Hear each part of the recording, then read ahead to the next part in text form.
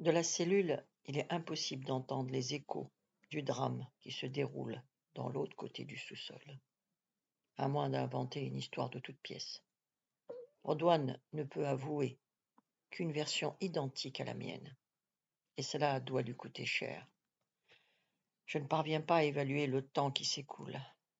Néanmoins, il me semble bien que Rodwan passe plus de temps que moi avec les tortionnaires. Si c'est le cas, je n'ose imaginer dans quel état elle reviendra. Quand les deux policiers le ramènent, il paraît moins effondré que moi. Il a la chance, si je puis dire ainsi, de pouvoir encore tenir debout. Tandis que j'ai regagné la cellule en me faisant traîner par les pieds, il est soutenu par un seul policier. Quand on le jette à terre, je réévalue quelque peu mon opinion. Je m'aperçois en effet que Rodwan n'a rien à m'envier.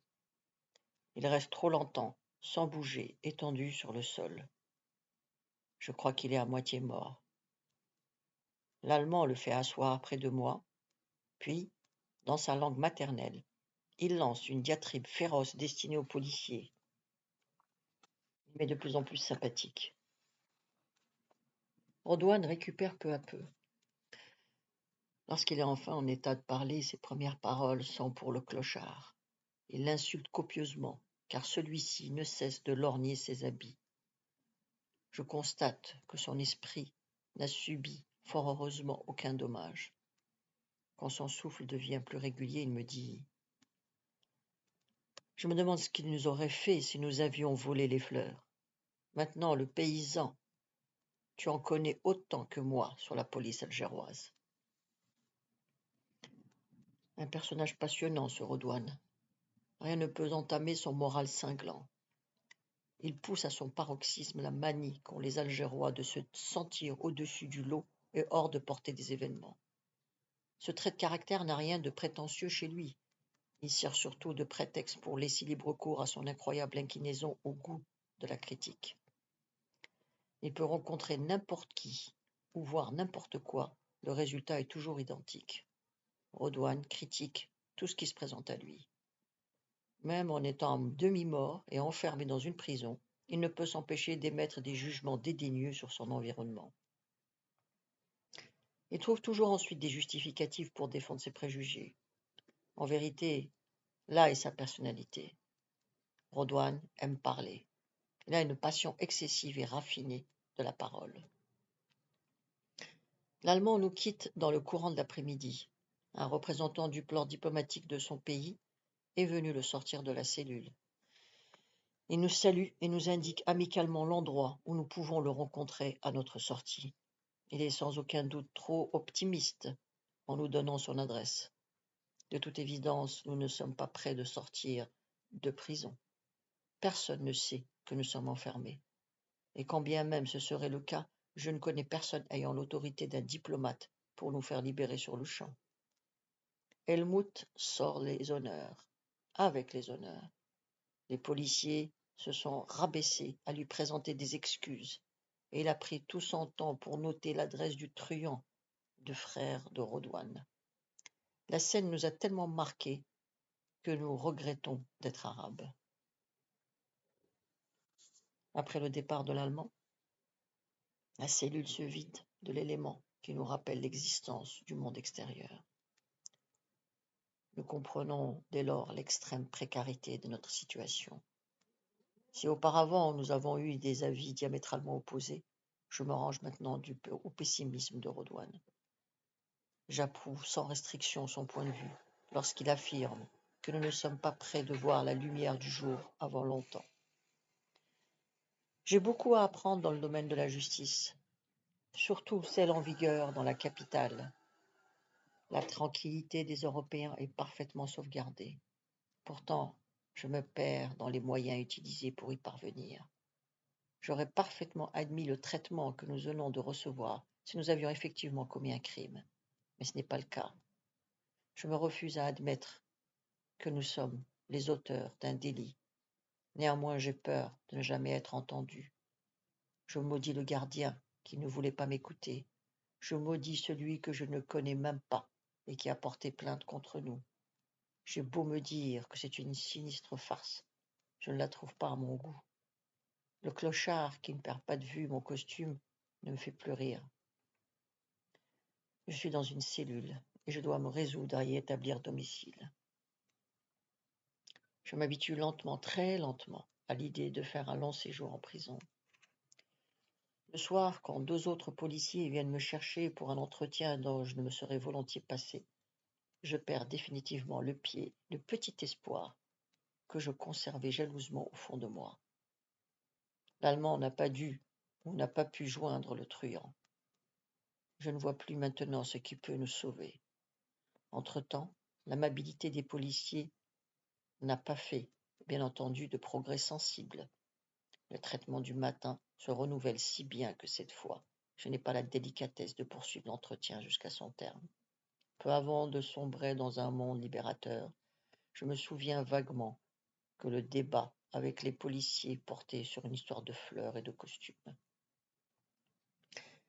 Lorsque je reprends conscience le lendemain matin, la douleur qui me tenaille de toutes parts me fait convenir que je suis toujours en plein cauchemar. La vue du clochard en train de dormir vulgairement dissipe tous mes doutes. Je suis cruellement désappointé de reconnaître le personnage et les lieux.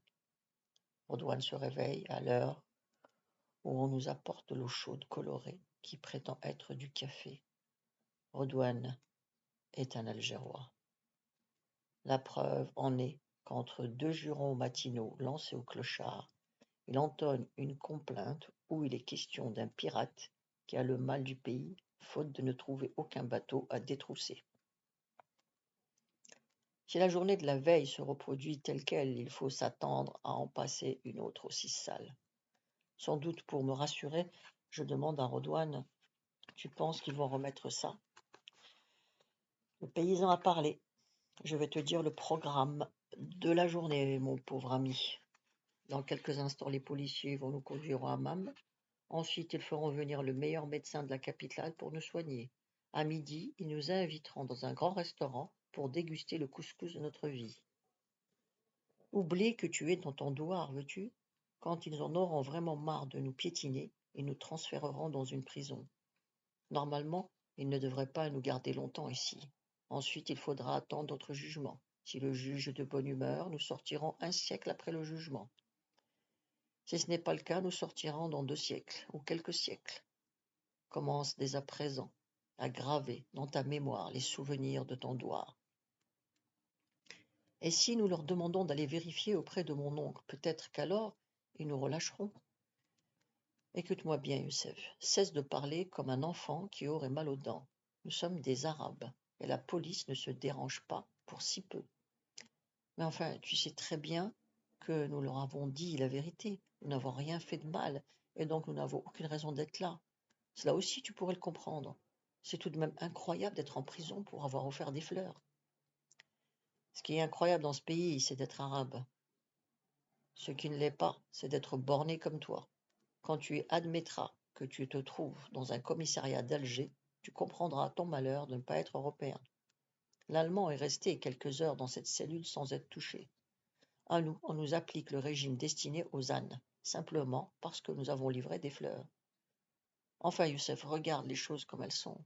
Notre parole ne vaut pas une figue sèche comme celle d'une famille d'Européennes. Une plainte a été déposée contre nous, et nous sommes coupables, un point c'est tout. Si nous avions été citoyens français, nous aurions bénéficié de la loi. Puisque nous ne pouvons y prétendre, on nous applique la loi destinée aux indigènes. Nous sommes des indigènes, c'est-à-dire que nous sommes à égale distance de l'espèce animale et de l'espèce humaine. Puis, malgré son penchant chancelant, Rodouane se lève et danse devant le clochard, tout en improvisant une chanson. Je suis en prison avec un clochard. Oh mon Dieu, pourquoi m'as-tu mis avec lui? Je n'aime pas les clochards qui n'ont pas de dents. Je n'aime pas ce clochard. Il veut me dérober mon dernier pantalon. Je n'aime pas ce clochard. Il est plus heureux que moi. Lui au moins sortira bientôt. J'aurais bien pris sa place. s'il ne sentait pas si mauvais. Le clochard peut se vanter d'être plus chanceux que nous. Il est libéré dans la matinée. Quant à nous, nous restons à nous morfondre dans la cellule. L'avenir proche nous réserve indubitablement des ennuis. Et notre drame, c'est que nous ne pouvons y échapper. Les policiers sont têtus comme des mules. Ils ne souhaitent pas nous entendre. La journée qui s'annonce ne me dit rien qui vaille. Je ne sais pas si nous pourrons tenir une journée supplémentaire avec le traitement qui nous est infligé. Lorsque 2 policiers viennent nous conduire à la salle de torture, nous sommes étonnés d'être emmenés ensemble. Je ne peux interpréter ce changement de méthode, d'autant que les policiers semblent moins excités que la veille. Redouane et moi, dans la salle de torture. Que diable ont-ils imaginé pour nous faire avouer ce qu'ils souhaitent? Les policiers nous font asseoir et ne nous adressent plus la parole jusqu'à la venue d'un officier. Redouane veut me signifier quelque chose à propos du nouveau venu, mais je ne parviens pas à déchiffrer le message. La tête de l'officier me rappelle bien quelqu'un. Pourtant, aucun nom ne surgit spontanément de ma mémoire. Le souvenir doit être trop peu fiable pour que je puisse t'identifier. L'officier fait sortir les 2 policiers, puis il nous dit, en homme très occupé, « J'ai des affaires très importantes qui m'attendent, et je ne tiens pas à passer ma vie avec de la petite racaille de votre espèce. Je vous accorde exactement 1/4 d'heure pour me raconter votre vie et la raison de votre présence ici. Je dis bien tout. Si vous oubliez un seul détail ou si vous mentez, je vous laisserai, mes hommes, s'entraîner sur les poubelles que vous êtes. On enverra ensuite ce qui reste de vos puantes carcasses en prison. Il ne tient qu'à vous de passer la journée dehors. Soyez coopératifs et je vous ferai sortir. Et maintenant je vous écoute. » D'une même voix, nous lui expliquons qui nous sommes et ce que nous avons fait. Nous lui répétons que nous n'avons fait qu'exécuter un travail dont j'ai été chargé, rien d'autre. L'officier s'ennuie à mourir. Curieusement, Redouane laisse du côté le récit de notre affaire et insiste longuement sur la personne de mon oncle. Il s'étale sur la respectabilité de Rabat et affirme qu'en agissant pour lui, nous ne pouvons faire une mauvaise action. Redouane évoque aussi son malheureux frère qui mourrait de chagrin s'il venait apprendre qu'il est en prison. Cette insistance à parler d'autre chose me trouble. Mon effort à vouloir comprendre la tactique de Redouane est enfin récompensé. L'évocation de ces personnes réveille en moi le souvenir d'un invité, un certain samedi soir chez mon oncle.